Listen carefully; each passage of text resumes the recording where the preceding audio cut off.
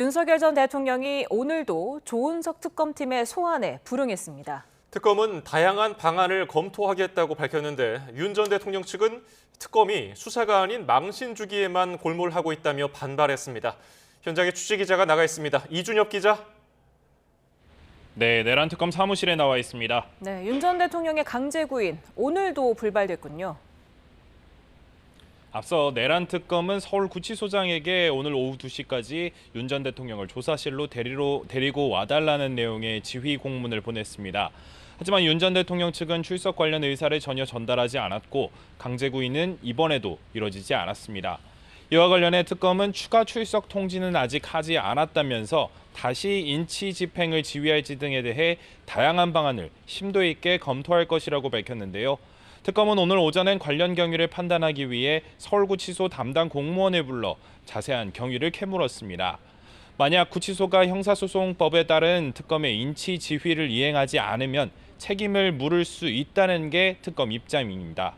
또 윤 전 대통령 측이 계속 버티면 구속기한 연장 없이 바로 기소하는 방안도 검토하고 있다고 부연했습니다. 윤 전 대통령 측은 반발을 이어가고 있죠? 네, 앞서 윤 전 대통령 측은 입장문을 내고 특검의 목적이 수사가 아닌 망신 주기 아니냐고 되물었습니다.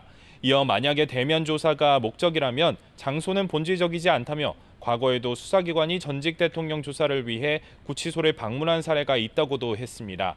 이 밖에 또 특검이 무인기와 관련한 외환 혐의를 조사하는 건 별건 구속이었음을 자인하는 꼴이라거나 특검을 출처로 조사 과정에서의 문답이 왜곡돼 보도됐다는 주장도 내놨습니다.